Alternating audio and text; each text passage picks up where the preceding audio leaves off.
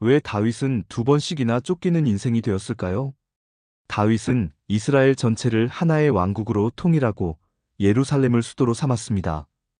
유대인들의 전언에 따르면 견고한 왕조를 세운 이상적인 왕으로서 그와 그의 통치에 관련하여 이스라엘 민족의 메시아 대망이 생겨났습니다.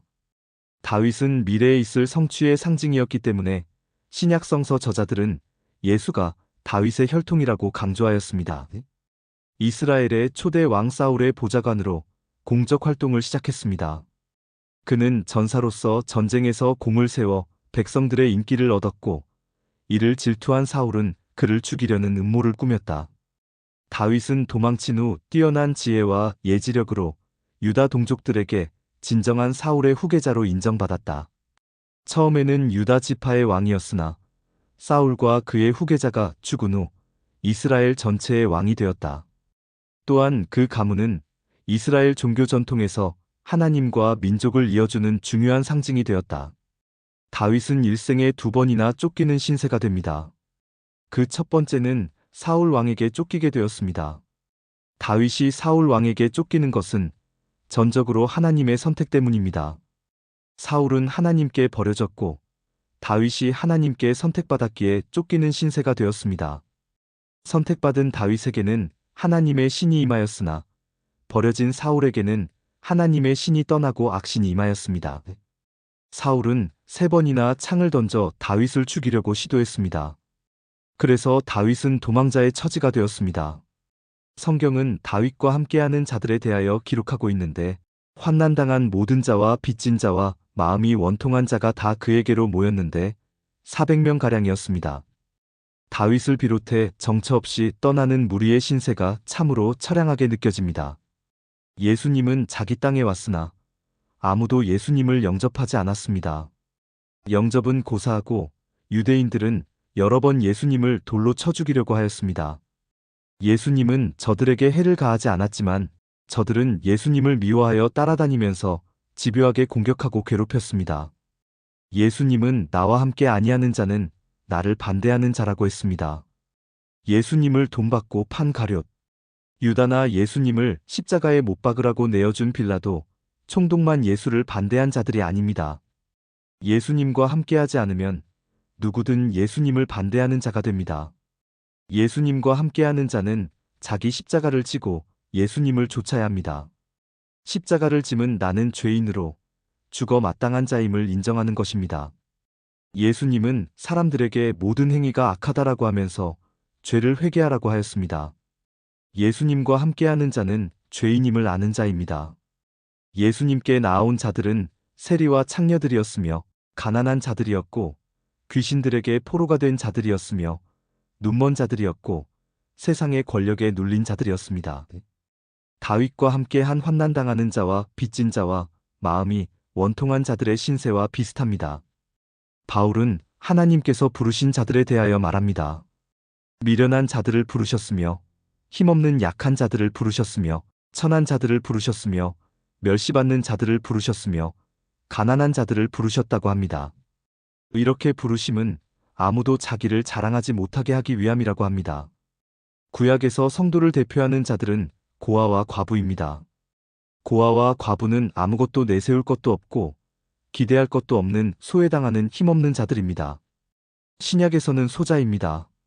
예수님은 지극히 작은 자 하나에게 한 것이 곧 나에게 한 것이라고 말씀하셨습니다. 하나님께 선택받았기에 쫓기는 다윗이 되었듯이 하나님의 선택으로 성도가 된 자들도 세상에서 편히 지내지 못합니다.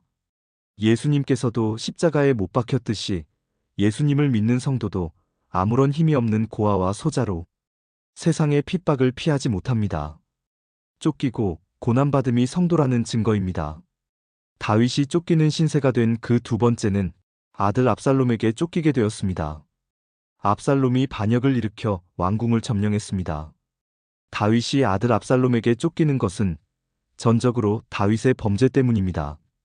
그는 충성된 군사 우리아를 억울하게 죽도록 하였고 그의 아내 밧세바를 빼앗았습니다. 그리하여 나단 선지자를 통해 칼이 내 집에서 영영이 떠나지 아니하리라는 하나님의 말씀을 들었습니다.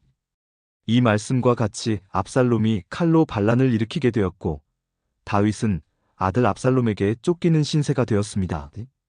이제 범죄한 죄인이 되어 도망자 처지가 되었습니다. 다윗이 감람산 길로 올라갈 때 머리를 가리고 맨발로 울며 행하였고 저와 함께 가는 백성들도 각각 그 머리를 가리고 울며 올라갔습니다. 이제는 다윗은 범죄자의 신세가 되었고 그와 함께 한 무리도 죄인이 되어 기약 없이 떠나는 가엾은 처지가 되었습니다. 세상은 죄인이 되어 쫓겨난 곳으로 죄인들이 사는 곳입니다. 세상은 범죄한 인류의 유배지이며 감옥입니다. 마치 사형 선고를 받고 죽을 날을 기다리는 죄수처럼 죄인이 된 인간은 죽음을 기다립니다. 저 멀리 죽음이 기다리고 있음을 알고도 죽음을 향해 가야만 하는 처량한 인생입니다. 예수님은 내가 길이요, 진리요, 생명이라고 하셨습니다. 성경은 하나님의 아들 그리스도를 믿게 하여 생명을 얻게 하려 함이라고 합니다.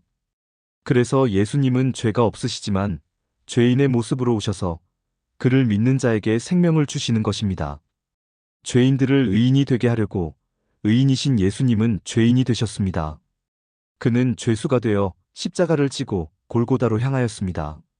아무도 예수님을 귀히 여기지 않았고 인류는 유대인들과 로마인들의 손을 빌려 예수님을 십자가에 못 박아 살해하고 말았습니다. 다윗과 같이 범죄한 죄인이 죽어야 할 십자가에 그리스도로 말미암아 하나님의 자녀가 되게 하려고 예수님은 십자가에서 속건제물이 되셨습니다. 예수님은 범죄한 성도들의 죄를 짊어지었고 십자가에 못 박혀 고통 가운데서도 범죄자들을 위해 기도하셨습니다. 다윗의 범죄는 나의 범죄입니다. 죄가 나를 어떤 범죄자로 만들지 모릅니다. 죄가 사망의 몸을 지배합니다. 원하지 않아도 죄가 나를 죄를 범하게 합니다.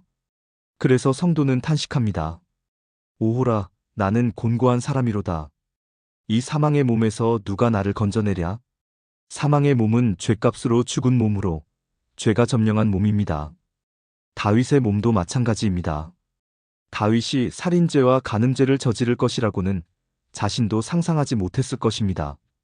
다윗이 범죄하기 전의 삶을 보면 전혀 그럴 수 없는 자로 보입니다. 그러나 죄가 더한 곳에 은혜가 더욱 넘치게 됩니다.